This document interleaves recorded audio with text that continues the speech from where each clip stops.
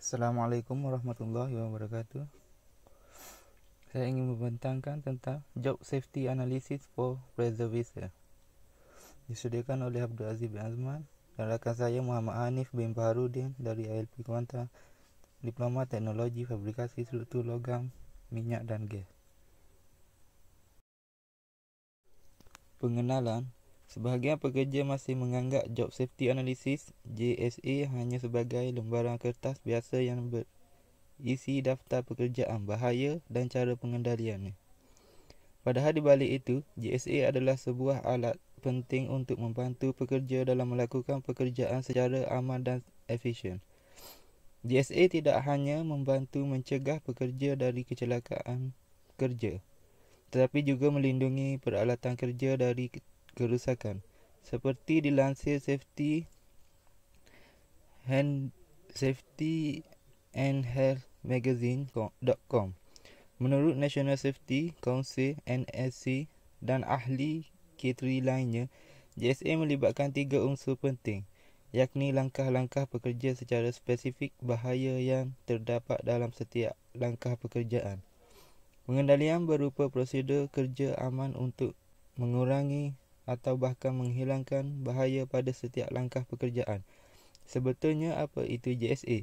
JSA adalah teknik manajemen keselamatan yang berfokus pada identifikasi bahaya dan pengendalian bahaya yang berhubungan dengan rangkaian pekerjaan atau tugas yang hendak dilakukan.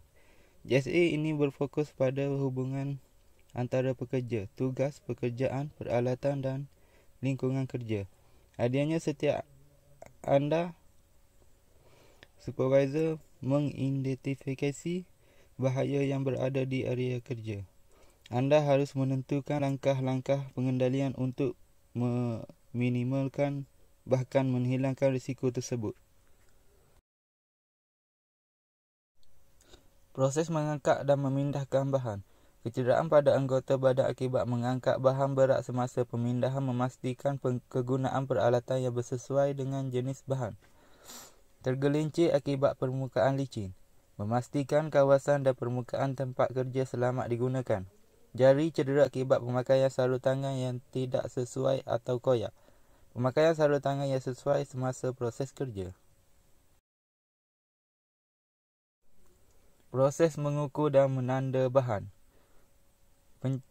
Pencahayaan dan penglihatan di ruang kerja mengakibatkan proses kerja mengalami kesulitan. Memastikan tempat kerja mempunyai pencahayaan yang terang dan jelas. Tangan melecur akibat menanda bahan panas. Memastikan bahan yang ingin ditanda dan diukur berada dalam suhu normal. Tangan terluka akibat terkena bahan logam yang tajam. Pastikan bahan yang ingin ditanda dan diukur selamat dan pakai PPE yang sesuai. Proses memotong bahan. Kebakaran api akibat kebocoran gas ataupun beg plastik dan kayu. Memastikan peralatan yang ingin digunakan selamat dan dari sebarang kerosakan serta kawasan kerja selamat. Kecederaan pada anggota badan akibat pukulan daripada hos yang bertekanan dan longgar. Memastikan pengawal tekanan berfungsi dengan baik sebelum digunakan. Jari tercedera akibat pemakaian sarung tangan tidak sesuai atau koyak akibat percikan api. Pemakaian sarung tangan yang sesuai semasa proses kerja pemotongan. Proses mencanai bahan. Cakera penggunaan pecah semasa kerja-kerja mencanai. Hanya jenis cakera yang diluluskan yang digunakan dengan peranti keselamatan penuh dan pemigeng. Kecederaan pada bahagian muka. Pakai goggle dan pelindung muka semasa kerja-kerja mencanai. Kejutan elektrik disebabkan kabel yang terluka. Memastikan tiada kerosakan pada penebak kabel. Kebakaran api disebabkan beg plastik atau kotak dan kertas. Mengalihkan semua bahan mudah terbakar dari kawasan pelaksanaan kerja.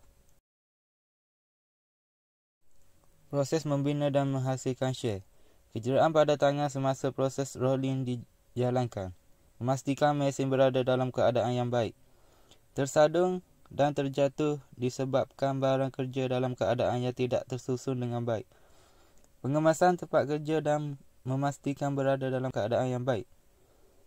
Ergonomik, kedudukan badan dan pengendalian manual yang salah menyebabkan kecederaan kepada anggota badan pekerja. Mematuhi peraturan body system semasa melakukan pengendalian manual. Max bebanang yang boleh diangkat adalah 20 kilo per orang. Proses membina dan menghasilkan head. Kecederaan pada jari semasa proses bending. Memastikan proses tersebut perlu memakai sarung tangan ataupun tidak. Pinch point. Mengetahui tempat kerja bahaya dan pakai sarung tangan yang sesuai. Kecederaan pada bahagian muka. Pakai goggle dan perlindungan muka. Proses membina dan menghasilkan saddle. Boleh mengakibatkan kecederaan pada pinggang. Menggunakan troli untuk mengangkat besi. Luka pada tangan akibat terkena besi tajam. Memakai sarung tangan semasa mengangkat besi. Kecederaan pada kaki akibat dihempak besi berat. Mengangkat besi berat dengan menggunakan troli. Proses membina dan menghasilkan nozzle. Kecederaan mata akibat pada percikan api. Memakai pelindung muka semasa melakukan proses pemotongan cutting.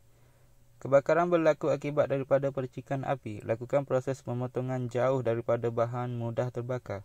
Tangan melecur akibat memegang besi panas. Memakai sarung tangan semasa memegang besi panas.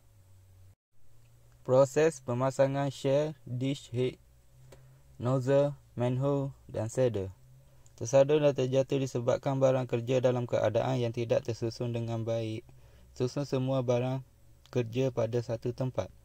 Ergonomik, kedudukan badan yang salah menyebabkan kecederaan pada anggota badan. Mematuhi peraturan body system semasa melakukan pengendalian manual. Kepenatan melakukan kerja secara berterusan. Menhadkan waktu kerja maksimal, tidak melebihi 16 jam sehari. Proses mengimpal. Muka terluka akibat percikan arka kimpalan. Memakai pelindung muka semasa proses melakukan kimpalan. Kebakaran akibat plastik dan kotak. Pastikan persekitaran bersih daripada sampah plastik dan kertas. Tangan melecur akibat memegang besi panas. Memakai sarung tangan semasa memegang besi yang baru dikimpal. Proses pemeriksaan kualiti kimpalan. Pencahayaan dan penglihatan di tempat kerja. Memastikan tempat kerja mempunyai pencahayaan yang terang dan jelas dengan menyediakan lampu yang cukup. Pinch point. Mengetahui tempat bahaya dan memakai sarung tangan yang sesuai. Kecederaan oleh sisi tajam semasa proses penetration.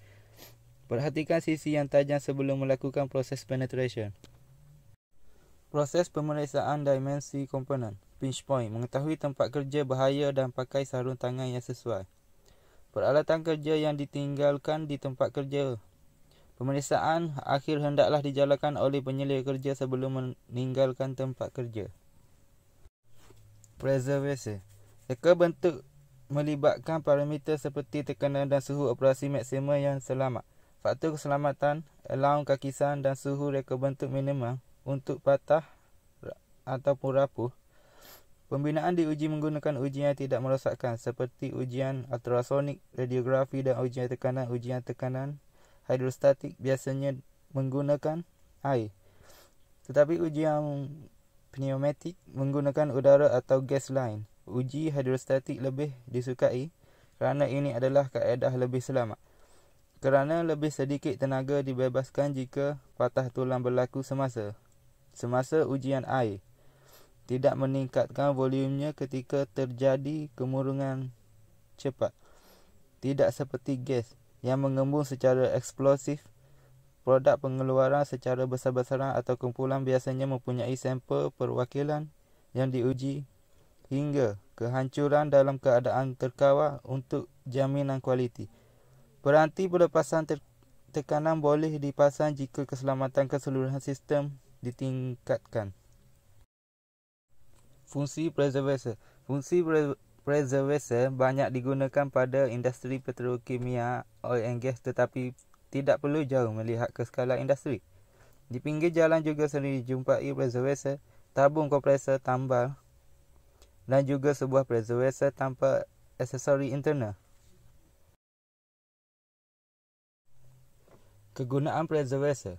Preservator sendiri adalah tempat yang digunakan untuk menyimpan fluida, baik itu dalam kondisi yang bertekanan atau tidak bertekanan. Kalau saya terjemahkan dari bahasa buku karangan Eugene F. McGeesy, preservator diartikan sebagai sebuah wadah dari metal baja yang biasanya berbentuk silindrikal atau special yang dapat menahan beban tertentu.